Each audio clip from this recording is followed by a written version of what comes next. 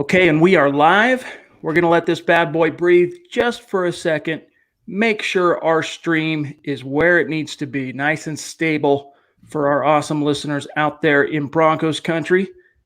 Gang, welcome into the Huddle Up podcast, presented as always, whether it's COVID-19 season, whether it's shutting down everything, it's the Huddle Up podcast presented by Mile High Huddle, powered by Overtime Media. I'm your host, Chad Jensen. With me, as always, my partner in crime. You know him, you love him through thick and thin, rain, sleet, snow, coronavirus, flu, you name it. He is Zack Kelberman. Zack, how you holding up, bro? I'm doing pretty well. I'm kind of like everybody else, a little saddened by the state of affairs in the sports world. It's a collective pause. It's unprecedented, Chad. It's like the first time since 9/11 that all these sports are kind of shutting down right now, and it's uncharted territory. No basketball, no March Madness, which I love every single year. I enjoy watching. It's to me, it's maddening and frustrating. Not only the global pandemic, but the fear mongering going on about this virus. We're not going to get into it like we did yesterday's podcast, turn this into a Corona pod, but it's very frustrating, especially considering our plans for the draft too, which are up in the air with the NFL. I told Nick Kendall yesterday, I said, I'm going to be surprised if the NFL ends up folding on the draft, because you're seeing the MLB do their thing, NHL today, NBA, they canceled March Madness, as you said. XFL. The NFL, they're going to be the last domino to fall. They'll be the last one to turn the lights out because they are the big 800-pound gorilla when it comes to the sports landscape. They keep everything spinning. And so, fortunately for the NFL, though, the silver lining is that it is, even though we're about to come up on a couple of huge offseason events, it is the offseason, Zach. So as far as a revenue loss, the only thing they're really looking at this stage is possibly losing money on what may or may not happen in the draft in Vegas. So we'll see how it shakes out, but the NFL's holding on for dear life. They are really being, and I appreciate this, Zach, for whatever it's worth. Regardless of what their motivations are, I appreciate, as someone who covers the NFL, that they are, the owners and the commissioner and all the executives are being extremely calm and measured in their response to this thing, as opposed to all the knee-jerking we're seeing across the fruited plain. Well, where the NFL has an advantage, there's no games that have to be played right now. They're the only sport. Baseball is getting back in swing. Basketball is in full swing right now, March Madness. They don't have any games being played. They just have big events like the draft. And fortunately, the draft is about 6 weeks away. So by then, maybe this virus will be contained. Maybe it'll be resolved, and maybe just life will go on as normal. But I do agree with you. I think the NFL has taken a very patient approach, not being knee-jerk, not being reactionary, and kind of instilling the fear that all the other sport leagues are. So we'll have to just see what happens on a day-by-day basis. Guys, today's episode, of course, it's all about the Mile High Mailbag. We are your football priests. Each and every week, we're here to offer you the absolution and the answers to your burning Broncos questions, regardless of what's happening out there on the American landscape. And we look forward to doing that today. So not a lot of news as it relates specifically to football and to your Denver Broncos today. A couple things we'll touch on that we probably haven't yet this week during the podcast. This show, though, as you know, it's all about what's on your mind. So get your questions ready. We're looking forward to talking to you guys. First, just a couple of quick matters of business. Make sure you're following the show on Twitter at Huddle Up Pod. Simply the best way for you to keep your finger on the pulse of what's happening with this show in real time. And while you're at it, make sure you follow Mile High Huddle on Twitter as well, at Mile High Huddle. Pretty easy to do. And this is your reminder, we do this once a show, to head on over to huddleuppod.com, not to be confused with huddleuppodcast.com, huddleuppod.com. I'm going to put the link here in the stream, and you guys can check it out at your leisure. But it is Mile High Huddle, Huddle Up Podcast swag. We created this store based on your demand. We put in the time, Zach especially put in the sweat equity to get that bad boy up and rolling. And we've been steadily adding products to the merch store, like this hat that you see both of us wearing, the shirt that Zach is wearing. He just put up a new tank top that is sick, that's been selling like hotcakes the last couple of days. So when you get some time, head on over there. It's just another organic way to support the show. And, you don't have to break out your wallet. If you want, just hang out with us. Contribute to the conversation. If you got time, head on over to Apple Podcasts, leave a creative review. There are a lot of things you can do to help support the show. Share the video, and it all helps. It all stacks up and adds up, and we appreciate you. All right, Zach, before we get to our awesome listeners, one quick thing I wanted to make sure everyone is updated about as far as the individual response from the Denver Broncos to what's going on with COVID-19. The only move they've really made is they have let all of their employees know that they can work from home. They're saying, hey, if your job is the type of job that can be done from home, you can work from home. Now, there are a lot of employees in that building at UC Health Training Center, Zach, that, they might be security, they might be grounds people, there's some that have to be on site in order to punch that clock. But the majority of their employees on the business side, they get to work from home. And as of Dove Valley, the War Room, getting ready for free agency, John Elway, Vic Fangio, Matt Russell, they've all been at Dove Valley over the last couple of days, getting ready for the onslaught that's coming this coming week. And there's a chance free agency could get delayed. So far, the NFL has been extremely reluctant to change anything as it relates free agency. So for now, it's looking like legal tampering period is indeed going to open on Monday, with free agency officially opening on Wednesday. But that could change pending an ownership decision, owners meeting decision, and the CBA and whatnot on Sunday. So we're in a little bit of a holding pattern, but we're going to operate under the assumption that it's happening next week. Yeah, it's just so interesting, though, because players can't take visits. They can't travel to take free agent visits. So how are they going to do that? How are they going to operate as normal unless they just, wing it and take the chance? I agree with the teams that are kind of limiting their employees and being off the road and not having them scout right now. The draft is a pretty long ways away still, and they have enough information, Chad, in terms of the draft. They had at the combine visits, they've already spoken with them individually. They have a lot of tape to go on. So a lot of these 4-hour pre-draft official top 30 visits don't necessarily have to happen. I'm more concerned about free agency because it's right on the doorstep. We're a week away from it, less than a week now. I just don't know how it's going to play out. If personnel can't even travel, coaches can't even travel, how are they going to bring in free agents into the building to talk to them, to negotiate? They do it through FaceTime, through Skype. We're entering uncharted territory, and unless things change, it's going to be wild. Yeah, so far just looking at traffic at milehighhuddle.com, it's been down the last 2 days, especially Wednesday, Thursday. Traffic's been down. Fans are most fans, not the hardcore fans of the Huddle Up podcast. You guys are in the stream right now. You're talking to us. But most fans are kind of in a holding pattern. They're a little bit shell-shocked. They're paying more attention to what the news headlines are on COVID-19 than they are necessarily paying attention to what is going on with the Broncos or what's going to be happening next week with free agency. So we appreciate you guys who are still locked in, still passionate, still committed to your team, supporting the show. And that's what we're going to dedicate our time to, because we all need that escape. We all need that. This whole thing, this panic thing, it can really wear you down. It can really grind you down into a nub. Everyone needs the escape. And for most of us, Zach, it's football, it's sports, and all the other major sports, they've closed their doors. It's shut down for now. The NFL, though, they're still keeping the lights on. Yeah, and I could say even this is my escape, Chad, even though it's technically work for us, and we just have fun just hanging in here and shooting the breeze with our listeners and just talking Broncos football. So we hope we can provide that sort of relief and escape for our fans as well. And anyone who's want to talk to us, we'll love to engage with. We're going to hit your questions starting right now because we are your football priests. And we got a super chat to open things up across the pond. Nicolau Mila. Appreciate that. Appreciate your donation. And if I butchered your name, I apologize. My friend jumps in with a €5 donation. Thank you. That means the world to us, my friend. A loyal Spanish Broncos fan here. Love your work. Well, we love you. Thanks, man. We appreciate you. It means the world to us. Let's see what's on Holden's mind here. What's your guys' thoughts on the linebacker Davion Taylor from CU? Maybe another Colorado kid for us. Lindsey, Reisner, Taylor. Don't forget Juwan Winfrey. It's interesting you bring up Davion Taylor. Holden, hopefully you saw that article from Luke yesterday. Luke Patterson, one of the newest staff writer at milehighhuddle.com. We sent him up to the Wyoming Pro Day in Laramie, and then that was on Tuesday. And then Wednesday was the CU Pro Day at up in Boulder. And so Luke made the trip to both of those, and he got an up-close look at Davion Taylor.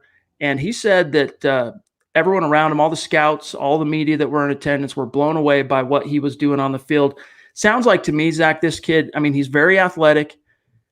As a linebacker, though, he's only 225 pounds, so he can bring some of that twitch and speed and athleticism that you need. You worry about him getting washed out in the running game. That's usually, it'll probably take a couple of years for him to get up to speed, become a complete linebacker. But listening to guys like Luke who were plugged into the scouts and hearing what people were saying at that pro day, the belief is that he has what it takes, Taylor, to be a 3-down linebacker. That means cover, tackle, the whole 9 yards, but it's probably going to take him a little bit of time. I'm hearing late day 2, early day 3 pick.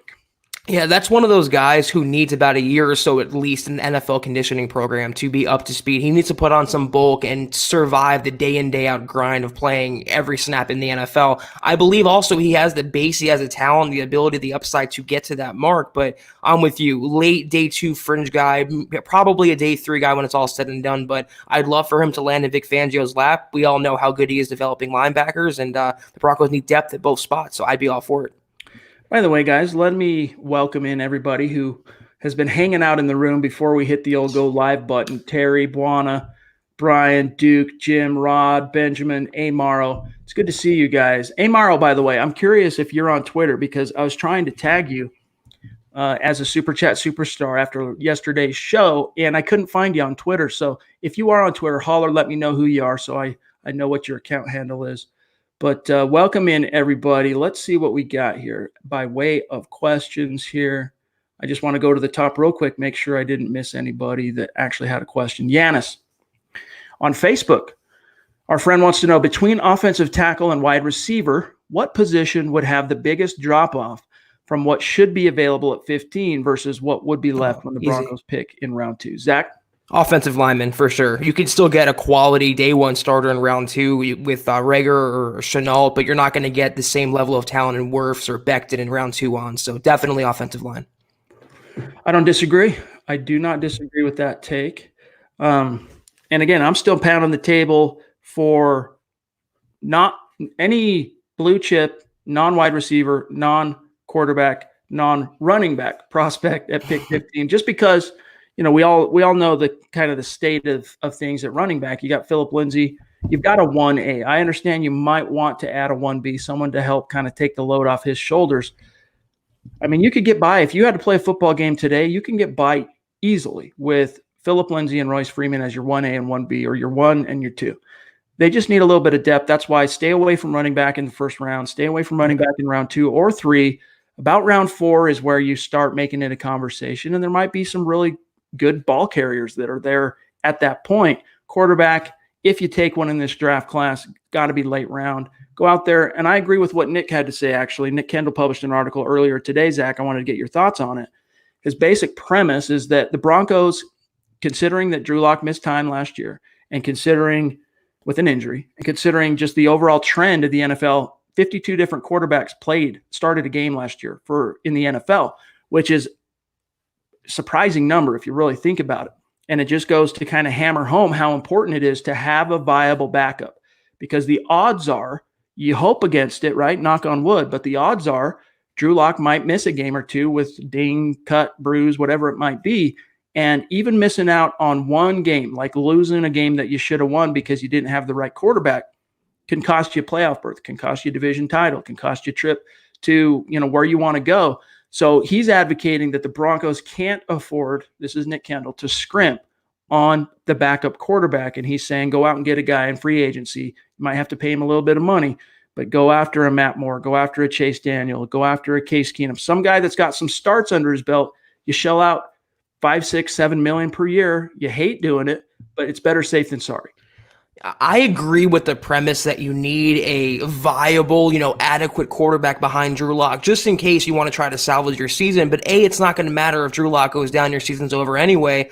And B, I don't mind an adequate guy. I don't want a name player. I don't want a high-profile backup. I don't want a Case Keenum. I don't want a Flacco. I don't want anyone in the early rounds of the draft that's going to take away anything from Lock. Matt Moore to me is fine. He's white bread. He's vanilla to me. He's what you like in a backup quarterback. He doesn't really cause waves. He knows his role well. He does his job. But other than that, though, the Tyrod Taylors of the world, anyone who can pose a threat to Lock, I don't want that. I'm not being insecure for Drew. I just think I want him to be the unquestioned guy atop the depth chart. No one that's going to step on his toes or force him to look over his shoulder. Jerry jumps in on Facebook. He says, do you see a scenario where the Broncos actually miss out on one of the top 6 to 10 wideouts because they skipped taking a wide receiver with the first pick? Please set my mind at ease because it truly has been bothering me a bit. I really wouldn't worry too much about it, Jerry, to be honest with you. I mean, this is a class that could see anywhere between 3 to 5 wideouts go in the first round. It's possible. I'm not predicting that, but I think 3, it's a safe bet, will go for sure in the first round. Talking about the 2 Alabama kids, and then, of course, CeeDee Lamb. Then you got other fringe guys. I mean, talking about Luke again, who was at the CU Pro Day up in Boulder yesterday, he was hearing, just talking to scouts and people there, that even with that injury, Laviska Shenault is still considered a fringe first rounder by the league. So what I'm getting at, though, is there's going to be some, if you don't take a wide receiver, Zach, at pick 15, by the time the Broncos roll around again in round 2, remember, there's a lot more needs across the NFL than just adding wide receivers. The Broncos will have a shot at a guy in the second and probably third round. Guys to keep in mind at that point, Jalen Reagor's draft stock took a hit. Denzel Mims is probably good chance he'll be there. Laviska Shenault could be there. There are a lot of options post round 1 that the Broncos can hang their hat on. I think all 3 of Shenault, Mims, and Reagor will be there in round 2. And if the Broncos pass on a receiver in round 1, they're going to look to get that guy, I think, in the second round. They're not going to wait that much longer. And in that scenario, with the draft capital they have, they can move up. They're not locked into their second round pick. They can still move up. They can move back into the first round for all we know after taking a guy at 15 like a lineman. So I do believe you don't have to worry about all those 6 receivers being snatched up by the time the Broncos go on the clock. They will escape the first 2 rounds with one of those wide receivers in tow. That is my not so bold take. Leon, I'm going to grab your question next. Hold on one sec, buddy. Steve, dude, you gotta send us a selfie, or at least put it in your YouTube profile pic, and then we can see it. But thanks, man. Glad that the hoodie got to you safe and sound, proving in West Texas that Broncos country is not a geographic location. It is, in fact, a state of being. Appreciate you, bro. Leon, now that the NBA and XFL are getting postponed, do you think the NFL will be postponed until further notice? We touched on this a little bit at the top of the show, but I've been getting a few questions from fans as well about, well, what does this mean for the NFL season? Guys, let me tell you something. I'm not a medical doctor. I'm not an expert. I'm not an epidemiologist. I'm not a disease guy. That's not my bag. But everything I've read from people who are, believe that one of the things they're fighting against here, we're race against time in a sense, it's also holding out time, because the warmer it gets across North America, the Northern Hemisphere, the less prominent a flu-like bug is going to be. So my prediction, Zach, is that this is going to die out here within the next 30 days, relatively. That the United States will get a handle on it, like some of the other countries, South Korea, China, have done. And by the time it starts warming up, you get to late spring, you get to summer, this is all going to be in the rear view. NFL is going to go off without a hitch in opening week, whatever it is, September 8th, September 9th. I'm not worried about it at all. The only thing I'm slightly concerned about at this stage is, are they going to let media and fans into the draft in Vegas at the end of April? Yeah, everything that I've read that said by the spring, by like late April, early May, this will be mostly resolved around the country. So I'm not worried at all about the games being affected or training camp or the preseason. Like Chad said, the only thing that could be affected right now is free agency and the draft next month. And I think by the time that rolls around in 6 weeks, the NFL will not want to lose all that money, all that revenue. In Vegas this year, of all cities, that's a huge get for them. The Raiders' new stadium, their relocation, I don't think they're going to pass that opportunity. We just have to hope by then it's mostly resolved. And I think Chad and I a little more optimistic than most other people and thinking that it will be. Guys, you are by many orders of magnitude more likely to get struck by lightning than die from COVID-19. Yeah. Okay, so take heart in that. Terry jumps in, one of our Super Chat superstars up in Canada, with a $10 donation. Thank you, Terry. Hashtag state of being. Indeed, we love you, Terry. Hey guys, Fangio's D took about 2 seasons to take flight. Injuries, personnel. With his increased influence with the roster, do we make the jump faster? Zach, I'm of the opinion that Vic Fangio's defense last year, it is more complex, and especially it was so different compared to what the Broncos, the holdovers had been running since post Jack Del Rio. So 2015 on, it was so different that it took some time, man. There was a buffering period. There was an upload, download period in which these players were doing a lot of thinking out on the grass. That's why you saw it takes so long to register that first sack, register that first takeaway. But finally, they started kind of acclimating and assimilating this information. By the time you got down the stretch, Zach, that defense was humming, and you just wish that you had Bryce Callahan. You wish that you had Bradley Chubb out there. So I think you're going to see, health willing, this defense start off on a much stronger footing in 2020 than it did last year. Yeah, that was the point I was going to make, is when you lose your big-time free agent slot cornerback acquisition, you lose your franchise, young, Pro Bowl caliber pass rusher, and Von Miller is turning in a career-worst season. Those are all three big strikes against you, and I think as the year went on and the players grew more comfortable, it's not an easy system to learn. It's a complex terminology scheme. It's not easy to get down in a few weeks, and by the time the season ended, even Von was looking like more of the old Von that we come and know to love. So I think in year two, for sure, continuity was the most important thing. Chubb coming back, Callahan coming back, Boye coming to the secondary, Justin Simmons still there. The core piece is still in place. You're going to see an even, better, of course, but just more consistent, covering tight ends against the run, no big breaks. I just think you're going to see a more well-rounded unit, and they're going to be among the top 10 in the NFL, I think, in most statistical categories. Amen. Stephen Conklin jumps in on Periscope, watching on Twitter. He says, is Darius Slay off the table? Haven't heard anything about him lately. I think it's safe to say, Zach, that the acquisition of A.J. Bouye, who came and had his physical at Dove Valley yesterday, for what it's worth, amid all the COVID-19 panic, flew in, got his physical, flew out, went off without a hitch. But that trade kind of negated what could have been with Darius Slay. The Broncos aren't done adding to the cornerback room. It's going to continue in free agency. But Darius Slay, alas, is not a free agent. He's another trade guy you'd have to give up a third-round pick plus pay him $15 million or more per year is what he's looking for. So I think it's safe to say that with A.J. Bouye set to make $13 million in base salary this year, you can go ahead and cross Darius Slay off the list. Yeah, we're assuming also that he was ever on the table, Chad. That was a lot of fan speculation, media speculation. I'm sure the Broncos made a call to Detroit, but they probably not got too far in negotiations, having to give up a draft pick and a big contract. They're satisfied with Boye, but it takes them out of the Slay market, the Byron Jones market. Right now, it's the Amukamara level cornerback they're looking for in Denver to supplement the Boye trade. Brian, we appreciate you, my friend. Everyone, there's different strokes for different folks, right? I mean, one thing that we try to do, Mile High Huddle as a podcast platform, is provide you guys different flavors. Zach and I, we're going to deep dive on the news. We're going to deep dive on pressing Broncos issues. We're not going to go too super deep into scouting and personnel and X's and O's. We're going to give it to you straight, though, what we know. Whereas guys like Building the Broncos, Nick and Carl, they're going to really let their hair down on the draft. Same with Eric and Lance over on Dove Valley Deep Diver. So we just try to hit different buckets with the different shows, and to each their own. Everyone's going to have their preferences, but we appreciate your support, buddy. Bill 1293. Benjamin Albright on Pro Football Network said it's unlikely Derek Wolfe is brought back. Said that the Broncos don't want to pay him the money he'll get on the open market. I have not seen that report. I will go search that out after the show, Bill. But what we do know is that Derek Wolfe believes he's hitting the market. And I think at this stage, after the Broncos, apparently they haven't quite made him an offer yet, Derek Wolfe.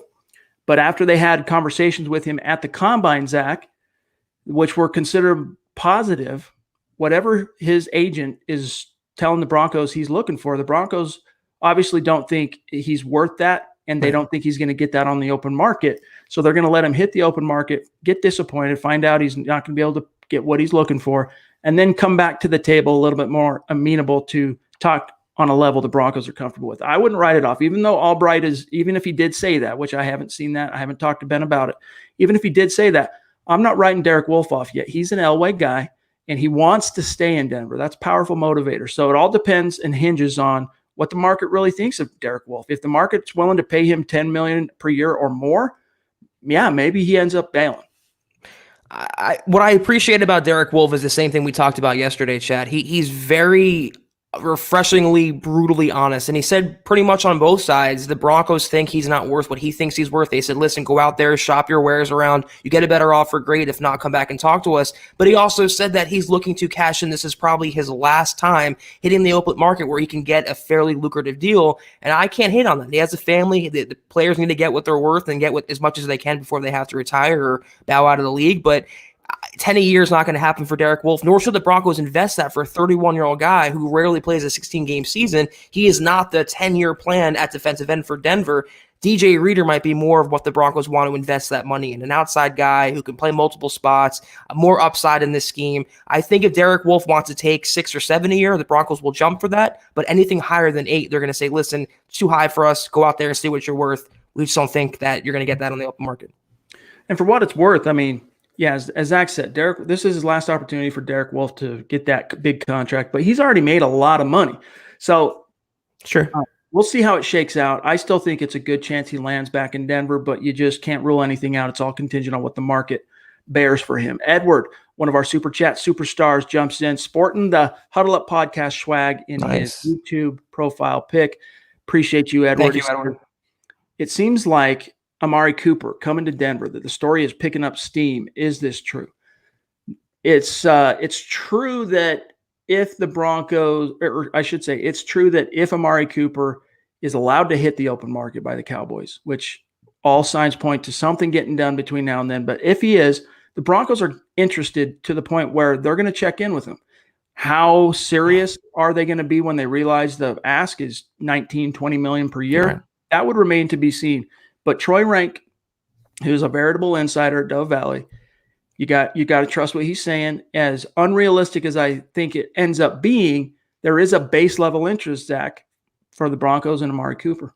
Well, yeah, I mean, he's the best free agent receiver, and the Broncos need a wide receiver, but this is how the conversation is going to go. How much you asking for? Okay, 20? Bye, see you later. I mean, they're just not going to pony up for that. There's no chance he comes to Denver, nor, like we talked about yesterday, Chad, even if he was less expensive, he is not what the Broncos need. They don't need a number 1 guy, a great route runner, good hands. They need a pure speedster number 2, more in the Tyreek Hill mold. Amari Cooper is not that, and to me he's not worth franchise quarterback money considering his negative and his red flags. Terry jumps back in on Super Chat. D with the Bears, talking about Fangio's defense with the Bears. It did take some time for him to get that ship turned, but he was dealing with some serious dearth of talent in Chicago when John Fox was first hired as the head coach there in 2015. It took a couple of years for them to just get competitive level talent on the defensive side of the ball. So, and you're right though, Terry. I mean, it took him a couple of years in San Francisco, took him a couple of years in Chicago. I think, and this was a theme when the Broncos first hired Fangio, that because of the defensive talent that he inherited here in Denver, there's reason to believe he can shorten that curve in the Mile High City, but only time will tell. We'll see how it shakes out here. All right, let's see what Duke has to say here. He says, I was working out at the gym earlier today watching your pod from last night. After I got off the fly machine, 2 other dudes were watching my phone while you guys were talking. Talk about organic. Awesome. That's awesome, dude. Spread the word, my dog. That's great. Hardy on Facebook. What was the impression of Logan Wilson after Wyoming's pro day, and when might he be taken? The impression is dude is quickly climbing up draft boards across the league. Like he's the linebacker who is going to probably hear his name called as early as the 3rd round, but he might end up being like a 4th round guy like Josie Jewell, maybe a 5th round guy like Justin Hollins, but he's going to be drafted. And people were excited about what he did up in Laramie. Go check out the article, Hardy, that Luke Patterson wrote. I think it's up at milehighhuddle.com. Go check that out. But Zach, he's a guy, Logan Wilson, that I think Vic Fangio could make a lot of hay with. Yeah, big time. He's the next, he would be his perfect pet project and some guy to develop behind the Chubb and behind the Von Millers of the world. So yeah, I'm all for that if they want to wait until, the mid-rounds to get him. Joseph jumps in on Super Chat, one of our superstars. Thank you, Joseph. Appreciate you, bro. He says, maybe a free agent player meetings on Skype, LOL. I've seen some premium picks in mock drafts on running backs. No way would I take one then, because Lindsey is the starter, and I think there are more pressing needs. I agree. And, Jason LaCanfora was scratching his head publicly in an article yesterday, CBS Sports, NFL Insider, about why the Broncos are putting out these smoke signals that they're looking for a starter. Austin Eckler just got paid. I mean, he was talking about LaCanfora. The Broncos potentially, maybe they should look at a contract framework similar to what Devontae Freeman got in Atlanta. That's a little too rich for me.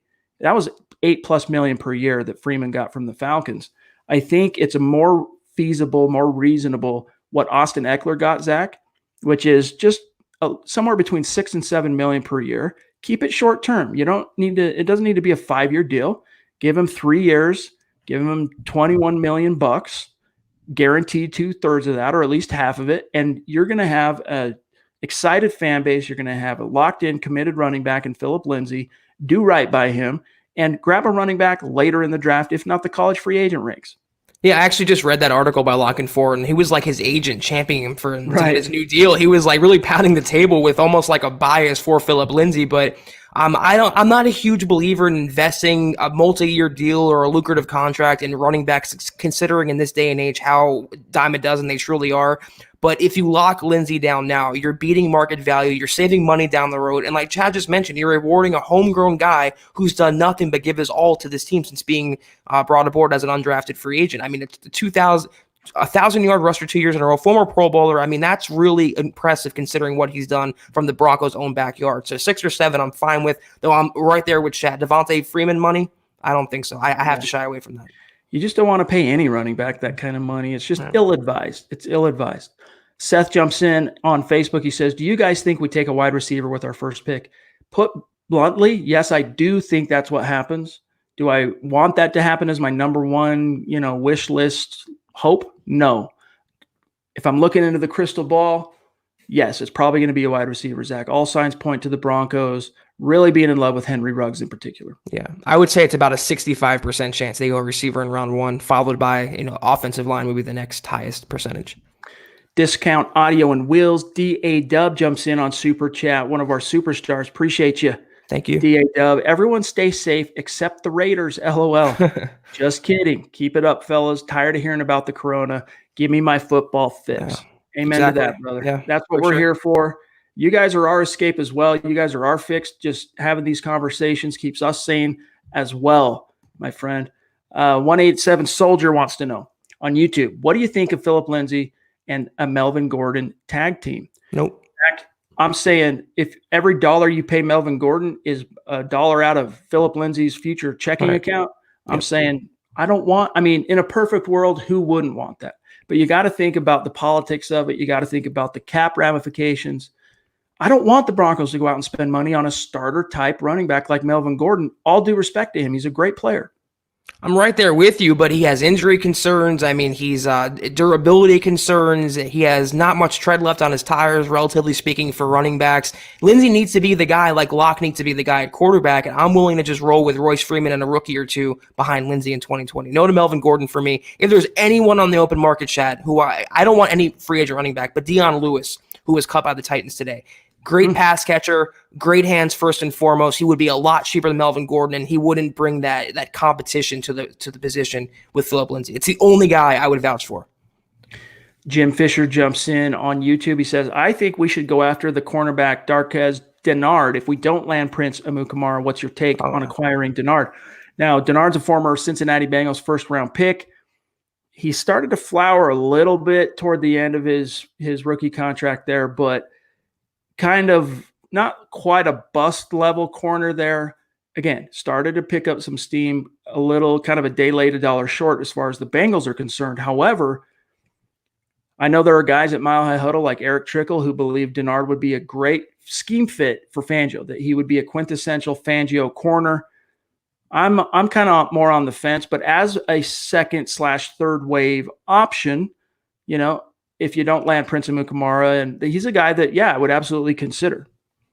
I don't want any Bengals cast-offs. I never was a fan of Denard in the NFL. Good college career, but he never really panned out as a high-round draft pick. I'd rather go all in for Amukamara or maybe someone like Ronald Darby over someone like Denard. I just want that talent level to be that much better for the millions that I'm spending. JFig Vids jumps in for the second day a row on Super Chat. $5 donation. Appreciate you, brother. 2 days in a row, y'all. Get me off the coronavirus for at least an hour. We're trying. Right, we're at 34 and a half minutes. You got it, dog. We're going to do that. Brent Baldwin, the tall guy on PFF who has the Italian-sounding last name, just lost my respect. He made the statement that he wasn't sure Locke was any better than Flacco. Speaking of PFF, I don't know if you guys saw this.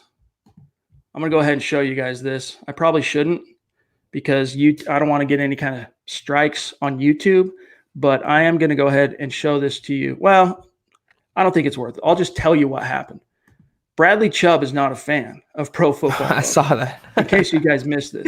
It's great. Basically, PFF, bless their hearts, published a video on social media asking the question, is this the beginning of the end for Von Miller? And they basically argue with each other that, yeah, he's on the downswing. And all, due respect to them, in their defense, Von Miller did fall off a cliff somewhat last year. Now, is he irredeemable? Is he, is there no going back? I'm not ready to say that. I'm still willing to consider last year kind of an outlier and just a weird confluence of factors that led to that. And Bradley Chubb, he's probably even, for someone like me, saying, come on, dude, we're talking Von Miller, because he quote tweeted the article or the video, Zach, saying, y'all are losers. Love it. It's hilarious to me. And I have a lot of respect for Pro Football Focus and the work they do, and their ratings are definitely important. They've become a mainstream kind of service, but they're not the end all be all. I think a lot of NFL fans look to their numbers as the god of numbers, and they're not always right. They're not infallible. They make mistakes as well. And to say that Drew Lock is no better than Flacco, it's like saying the Broncos were going to go 2-14 last year. It's another Adam Rank type of prognostication from someone who's not tuned in and day out to the Broncos. They will all see, though. All these national guys still doubting Denver, they will see in 2020 when Lock establishes himself and the Broncos are back to the playoffs. Mile High 6 Sports up in Canada wants to know how you buy a hat and shirt up from Canada. So go to huddleuppod.com, pick out what you like, go through the shopping cart. It'll ship to Canada, no problem. North America, easy peasy. It'll ship to Europe. It'll ship wherever you need it to go, my friend. huddleuppod.com. Seth here. I think my philosophy anyway on this is I would rather wait till later on in the draft because it is such a strong class. Mark jumping in, one of our Super Chat superstars. What's up, Mark? Rocking that swag in his profile pic on YouTube. We love you, bro. What's up, my friend? Good to see you, Mark. We had a little chit-chat on Gmail last night. He reached out, so it's always good to see you, Mark, and to talk to you. Let's see what's up 12 on YouTube. Is there any alternative cornerbacks y'all would be interested in if we don't get Prince Amukamara? So we talked about Darquez Denard. Zach, I don't know if you have anyone off the top of your head, but I can pull up Spot Track. We can take a quick look again because, the closer we get to free agency, NFL teams are dumping salary, new guys are flooding the market, the closer we get. Darby, Logan Ryan, Anthony Brown from Dallas, good slot guy. There's some mid-tier options, but after Byron Jones and after James Bradbury, that market, and Amukamara, that market really dries up. So the Broncos should be able to get a contributor as a third or fourth guy for relatively low money who can come in and be a veteran and kind of, forge the depth in the secondary. Guys, I don't know what's going on with Spot Track, but it's not wanting to load right now. So I would it's super unlikely to happen, but I still would throw in there as just keep it as a Hail Mary type possibility of Byron Jones. I really don't expect it to happen, but could you imagine if the Broncos went in heavy still, push him to get, that would be, you're looking at a revamped, potentially no-fly zone back in the Mile High City, but we'll see how it shakes out here. James Dean jumps in on Super Chat. Thank you, James. Appreciate you, bro. So consistent on Super Chat. James, you should reach out to us, milehighhuddle@gmail.com. Let us send you a little thank you for your selfless support, diligent support in the show, your passion. Reach out to us. Let's see if we can't get you a little something, something. He says, time is going so slow. Can we just start free agency in the draft early? I really want to see the front office make some big moves and get us fans going. Just wait till next week. I don't think free agency is going to get delayed, and Elway is going to be super, super active. Even Lock and 4 mentioned that in his article chat, that he is expecting the Broncos to make a lot of moves this offseason. So starting next week, just buckle in until then. Let's just hope against hope. There's a potential on Sunday for them to push back the opening of the new league year, which would mean pushing back free agency. Let's hope that doesn't happen. If we get past Sunday without a announcement, we're in the clear. It's going to go off, etc. Aaron jumps in on Super Chat. Longtime listener, longtime superstar. Appreciate you, Aaron. Thank you, jumping Aaron. in $10 donation. Moving out to Alaska to work on the ocean in April. I'll be missing these live pods, but I just want to thank you for allowing me to stay up to date with the team. Your work is appreciated on the water. I'm curious what you're doing out there. You doing fishing? You doing oil? What are you doing out there, Aaron? We'd be curious to know. That means a ton, though, Aaron. We appreciate that greatly. We hope we to see you again soon, and good luck in your new venture. Ryan, I work for Sports Illustrated, as does we're both Mile High Huddle, Sports Illustrated. Where do we get our information? We use our eyes, we use our ears, our brains. Thanks for being here, dog. We appreciate you. Duke wants to know where Miss Christie is. I don't know. Maybe she's got stuff going on tonight. You never know. Ooh, man, the comment stream just did one of those jumps on me, and I don't want to. Okay, we're good. Bear with me here, guys. I don't want to miss anybody who has jumped in on Hardy. You know what's funny, Hardy? My wife said the same thing to me. Every once in a blue moon, she'll watch one of these live pods. She goes, "You touch your face too much." We've all got these little ticks, when you're talking, when you're doing things. If I was in an actual television studio, which I've been in before, the producer would be telling you to keep your hands down, look directly into the camera. They'd be giving you all these technical points. And I know this time of year with what's going on with the pandemic, you're not supposed to touch your face. But I will have you know, Hardy, I have washed my hands since last I was out in public. So I should be okay, but appreciate the concern, Doc. James Dean here said, yeah, we got enough cap space to get Byron Jones. Prince, tag Simmons, possibly get Schobert. I'd be cutting it a little close, though, after all that. That would be the dream, but we'll have to see how it shakes out. All right, James jumps back in, though. Broncos won't go offense in free agency. Fangio already said free agency is for defense. They'll address the offensive side in the draft because they want youth around Luck. Fangio said it's a deep defensive line class.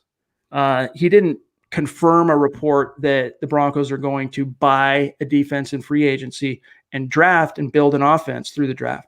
But all we got to do is use our common sense like you're doing here, James. And most of the holes, as far as the pressing issues, Zach, they're on the defensive side of the ball. So it doesn't necessarily take Sherlock Holmes to realize, hey, if you're going to spend free agent dollars and the point is to fill roster holes so that you can get to the draft without having some major roster needs, majority of those dollars probably going on the defensive side of the ball.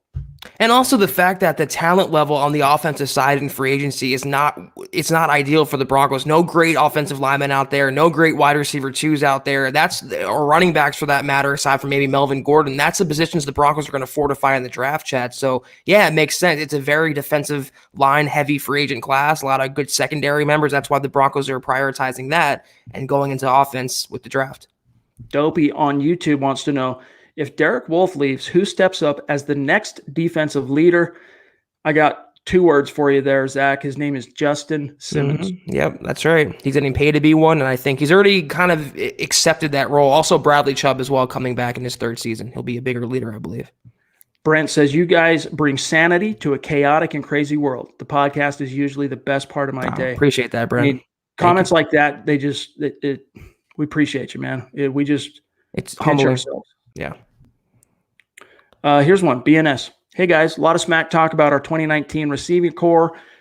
Did you know that they had the least drops in the league? No, I didn't know that. That's news to me. Deebo Samuel, that everyone makes a big deal about, had 9 alone. Are we too hard on our guys? I mean, yeah, that was a misnomer, and especially as it relates to Deshaun Hamilton. He did have the 1 drop in the season opener. They were sure-handed as a group, catching balls from 3 different quarterbacks. The problem, BNS, isn't so much hands, it's dynamic impact. And outside of Cortland and Noah, you just didn't really have that. And part of that you charge to the carousel of quarterback. The other part you charge to a first-year coordinator who was very obviously and evidently learning on the job. Yeah, I mean, to the Broncos' credit, they had 3 guys at one time last year, and Sutton, Sanders, and Tim Patrick all have really good hands. And Drew Lock throws a really tight spiral, Chad. He throws a really good ball. He makes it easy on the receiver, so that's why I think the drops will be lower. I see your reaction to this. Dylan from the top rope jumps in with a massive $50 donation on Super Chat. Wow, dude. Thank you so much, Dylan.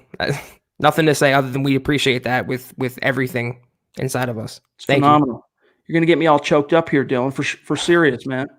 Appreciate you, brother. He says, with the XFL suspending its season and letting players to sign with the NFL, is there anyone you see Denver looking into?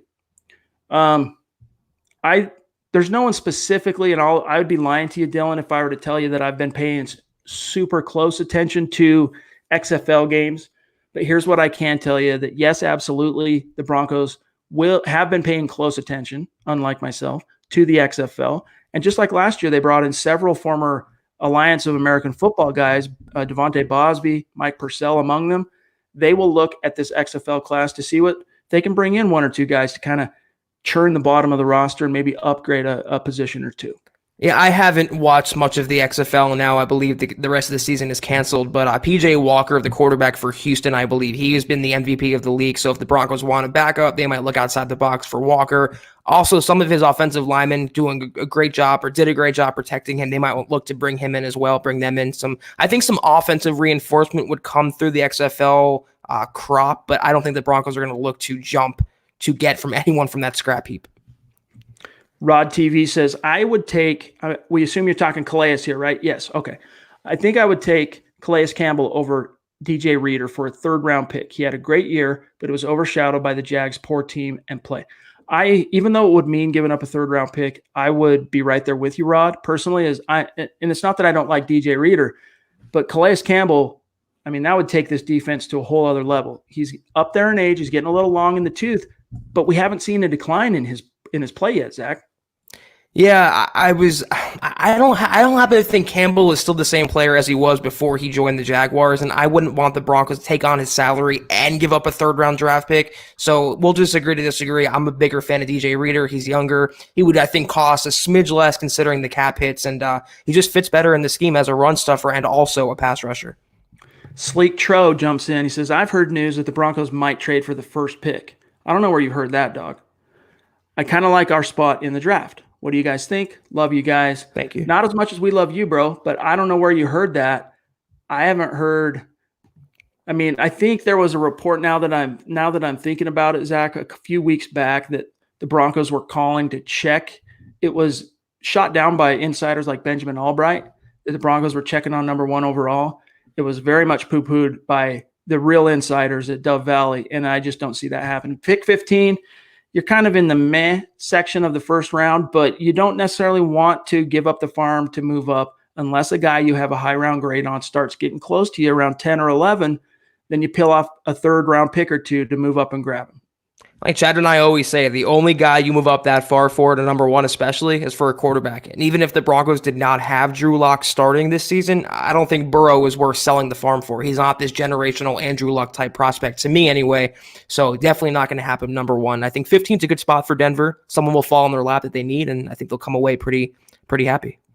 Timothy, we appreciate you, my friend. That's a massive compliment, and it means the world. Thank you. Yes. DW jumping in off the top rope as well. Goodness gracious, guys. DW, wow, man. We appreciate you greatly. Thank you so much. And you've been, that's not the first time you have been so outgoing on Super Chat, dude. And it means the world to us, allows us to do a lot of different things with the podcast, believe it or not.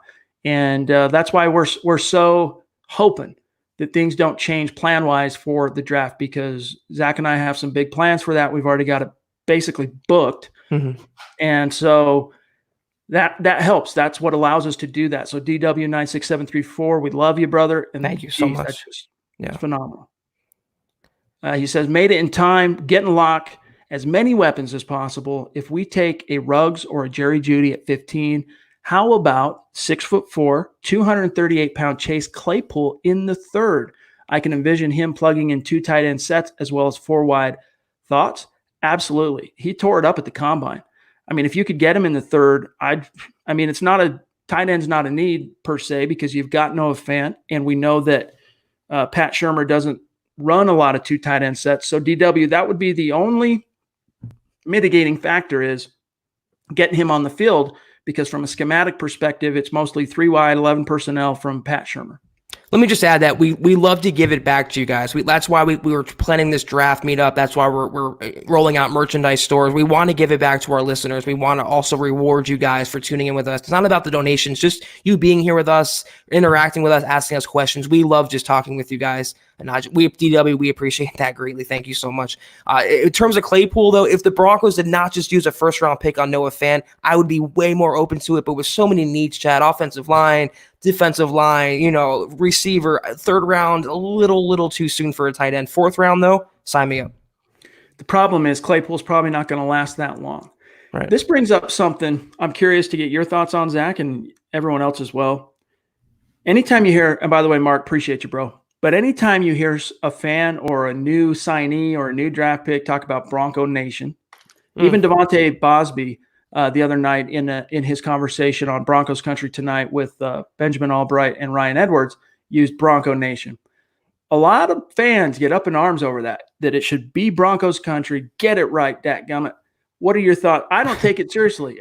A lot of people just aren't aware that there was a specific hashtag created for that purpose by the team, coordinated with all the social media companies out there. It's not that big of a deal. Yeah, the thing is, though, like every other team uses Nation, Raider Nation, Eagles Nation. So Broncos Country, that's really the only one in the NFL that uses country. I will say, though, one of my first days ever covering the Broncos back in 2016, I published an article and I used Broncos Nation as a hashtag. I got so much pushback and so much blowback from that. It was like I just committed a murder on Twitter. So I understand why Broncos fans are so protective. It's truly unique to Denver. So I can see that point of view. Edward jumps back in on Super Chat. Wow, thanks, Ed. That means the world to us, my friend. You know that. He says, if Wolf leaves, would you be open to bringing Shelby Harris back just to have someone familiar on the deal with the Broncos system? Yeah, I mean, I think if the Broncos write Wolf off, or if he indeed takes the first deal he gets on the market, I think that makes the Broncos a lot more amenable to the idea of bringing Harris back because, A, he knows the scheme, and B, Zach, he proved that he's quite a good fit in the scheme for Vic Fangio. Shelby Harris was a guy, Chad, I was literally pounding the table for the Broncos to resign over Derek Wolfe, but then it became apparent to me that Shelby Harris is going to get about 11 or 12 on the open market. I just don't think the Broncos will go that high. Take into account as well, that's how much DJ Reader would cost. So it's either or in that situation, DJ Reader or Shelby Harris and maybe Derek Wolfe. It's not going to be all three, might not even be two of them.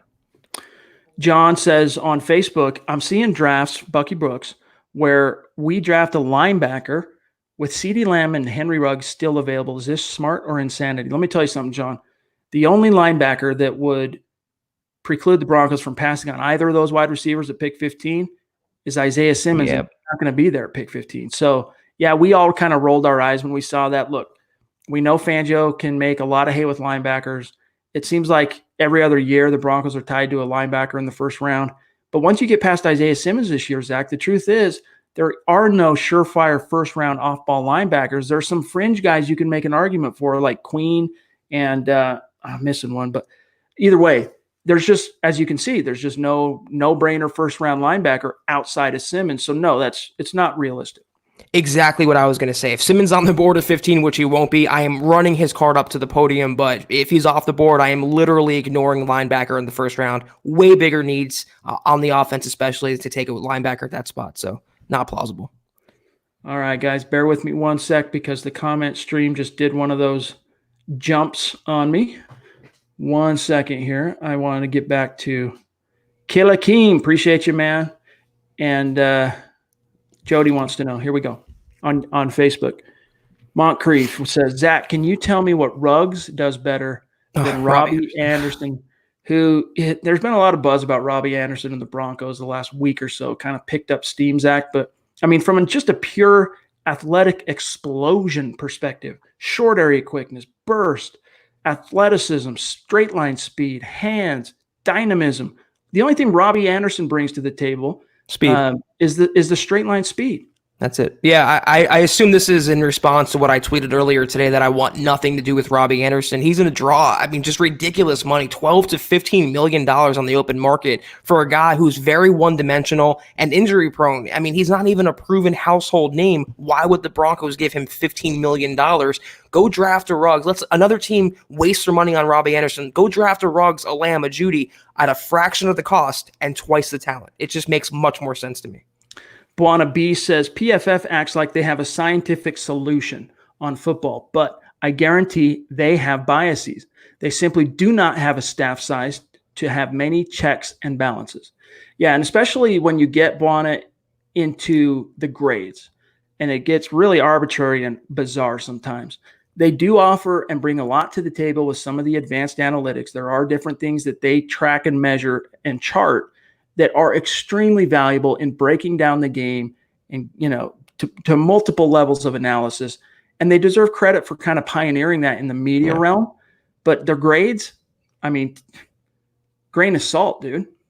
It's like anything else. It's subjective. It's one person, one human being's opinion from what they see with their eyes and what their brain tells them. I mean, Chad and I do the same thing. It doesn't mean that we're trying to be like PFF or I'm not a huge believer in analytics anyway, Chad. I mean, they help the game. They're a supplement, but they're not the end all be all. It's still one on the field with play. And you know what? I'll take my eyes and the eye test over Pro Football Focus's ratings if it's that arbitrary any day. Aaron, I might take you up on that sometime, bro. Put together an MHH fishing trip up into Alaska and get some salmon. That'd be awesome. Stay safe. Good luck. Hope you're making money, and hope you catch as many pods as you can while you're out there. But you got to focus on making that dollar, brother. That's right. Bronco Batman jumps in on Super Chat with a $5 donation. Thank you. Appreciate you, dog. He says, thought I'd get on after the shower this time. You think we'll be in the top 5 overall in free agency as far as making moves? In terms of number of moves, I don't know. It's hard to say. I think, usually what you see happen after free agency is, and you'll see it from us, we'll grade free agency for the Denver Broncos, but you can't really give it a full grade without the benefit of a little bit of hindsight. So you need a solid year. Like right now, you can weigh in with a grade on the 2019 free agent haul of the Denver Broncos. And Kareem Jackson was your only success story out of 3 big investments that you made on the open market. But will they finish in the top 5, Zach, overall free agency? What do you think?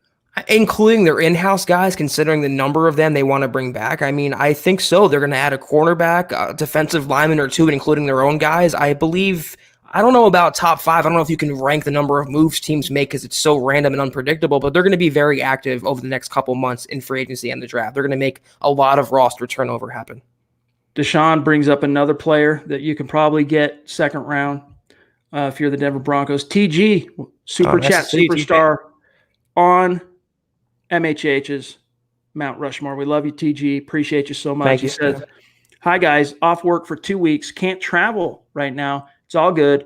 Can keep up with the guys more. Yeah, man. Well, we're glad to have you regardless of the circumstances, and we appreciate you.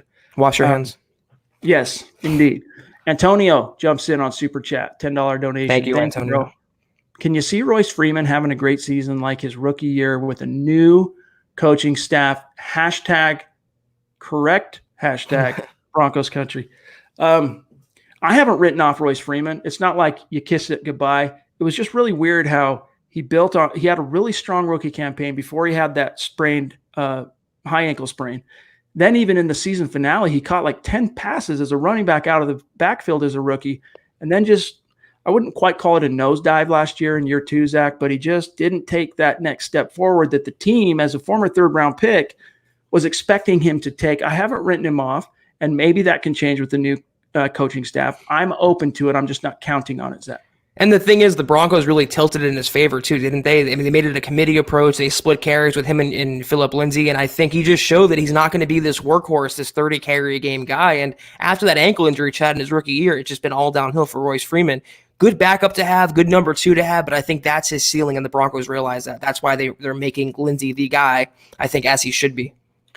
Guys, we got time for a couple of more, and then we'll get out of here for tonight. Jody wants to know if Elijah Wilkinson starting at right guard excites us. Zach, I can live with it. Does it excite me? Maybe that doesn't excite me like it would if you went and landed a Brandon Scherf or even a Joe Thuney. You know what? It would excite me on an equal level as Joe Thuney. I'm not that stoked on Joe Thuney, but I think people are underappreciating how good Wilkinson was in 2018, those 7 games he started after Matt Paradis got hurt at right guard. That rushing attack took off when Connor McGovern took over at center and Wilkinson at right guard. All of a sudden, Phillip Lindsay's busting off a hundo and change, a couple of touchdowns, running roughshod over teams. And the big reason why is because of those 2 guys, Zach.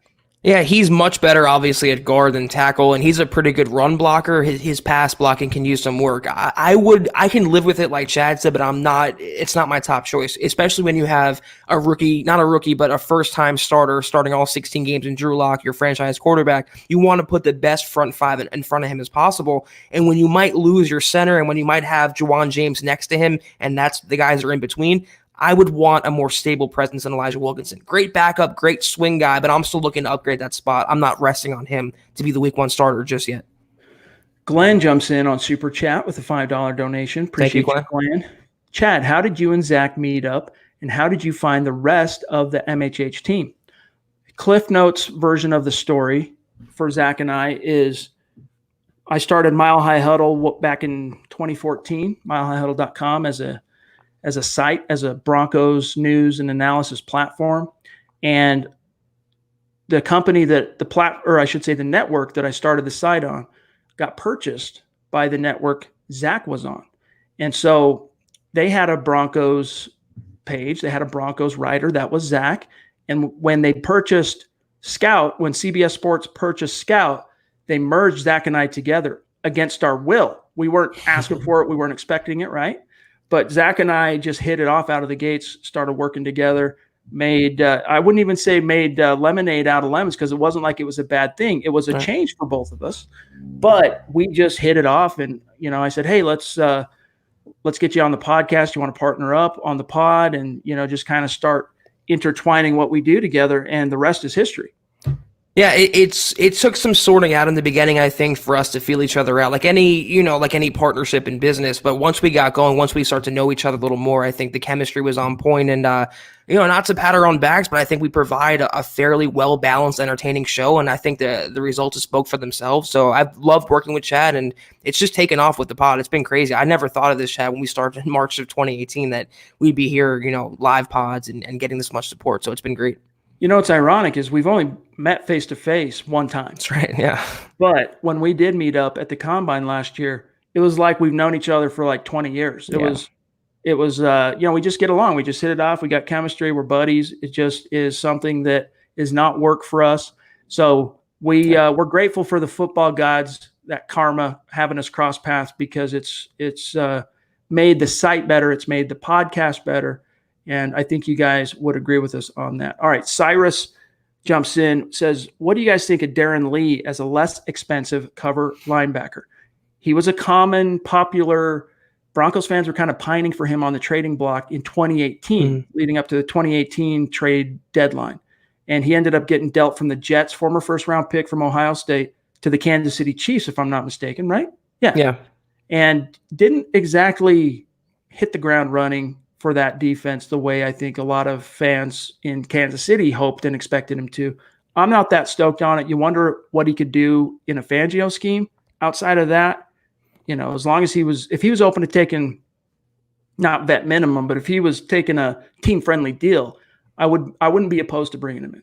Yeah, a lot of that hype has died down, and I'm not, they had their chance to get Darren Lee, and they passed on him a couple times, and Fangio showed last offseason that he can really work with whatever is at inside linebackers. They're not going to devote, I think, a lot of resources to getting that guy. So pick up a guy in the draft, mid-round prospect, and go to work with him next to Todd Davis and Alexander Johnson. James jumps back in and says, I think Chase Young should go number 1. The QBs are meh. Appreciate the donation, James. We love you. I was talking about this with a friend of mine earlier this week.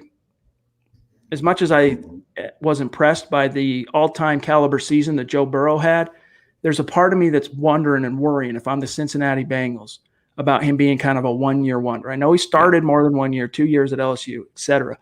But I'm a little bit concerned about that, because he doesn't really have elite physical traits per se. Like, he doesn't have that rocket arm.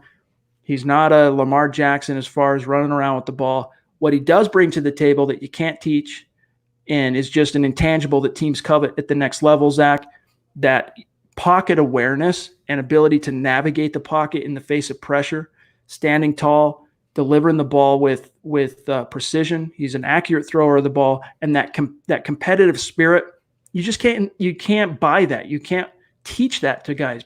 They either have it or they don't. So would I say that quarterback class is meh? I mean, no, if you're in the market for a quarterback, I do have a slight worry about Burrow. But if I'm the Cincinnati Bengals, I'm still taking him and not even second guessing it. Yeah, there's been worse draft classes for quarterbacks. I'm not huge on Burrow, but Chase Young, you can make the case for the number one draft pick for sure. Oh, yeah. I mean, that's a generational pass rusher in the Joey Bosa mold, or someone like that. But quarterbacks are always going to get that preference, that higher priority, and that's why he's going to go number one to the Bengals. So I have to see how it plays out.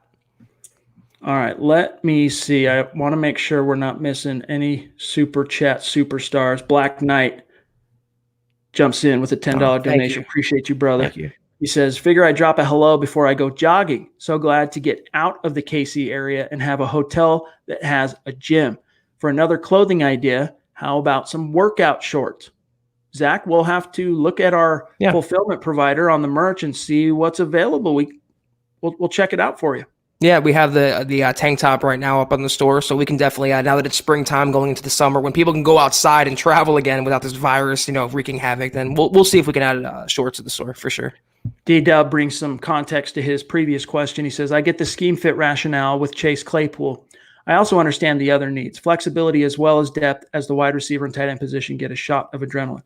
Again, if the Broncos did take Claypool in the third round or fourth, if he was there in the fourth, I don't think he will be, but we're not about to poo-poo that. We're just saying on the surface, they might have other pressing needs, but he is a very intriguing player, and it will be interesting to see how his draft story ends up shaking out. All right, one more I wanted to grab here from one of our super chat superstars. It's not a super chat per se, but he has been one of our most ardent supporters of the podcast and Mile High Huddle, as you can see from his, I would say, handsome profile pic, rocking that swag.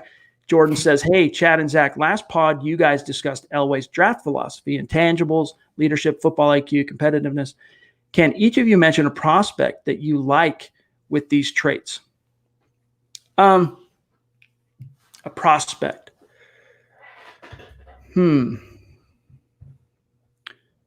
I'd have to give that some thought because I'm not as well versed in terms of the backstory of a lot of these guys in terms of their scouting report, right? Like I know what a lot of guys can do.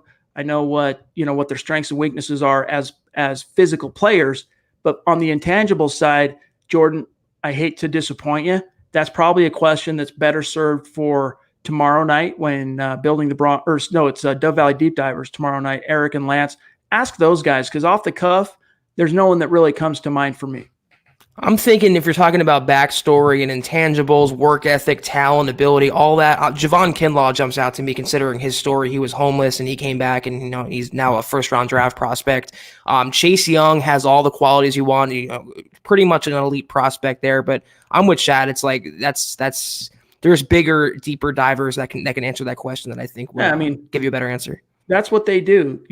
That's the whole point of the way I've gone about putting together a staff at Mile High Huddle is as a leader, you got to know what your strengths and weaknesses are. And you bring on guys that can check boxes that you can't, that can cover weaknesses. It's not exactly a weakness per se, but it takes a lot of time. One thing people don't realize when a guy like Eric, Nick, Carl, Lance, those guys, the amount of time they spend scouting the draft, compiling the big boards, watching tape, it would blow your mind. And for guys like Zach and I, who are responsible for covering news, bringing you daily podcasts every day, and managing the site, managing all the social media, we don't have as much time to do that type. It doesn't mean we don't do any of that type of stuff. We just don't have as much time, which is why it's so valuable for us to have those guys as a resource for the site and as a resource for you guys.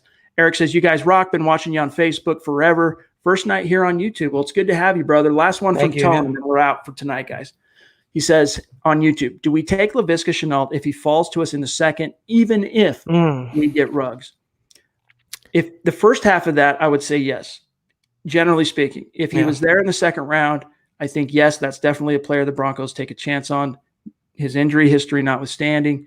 But if it was Ruggs first at pick 15, I don't think they actually end up taking Shenault if he's there in round 2, Zach. But who knows? I know obviously they've been – well, if you think about it, Benjamin Albright had that report that they could double up in the draft relatively high premium rounds on wideouts. So you can't rule it out.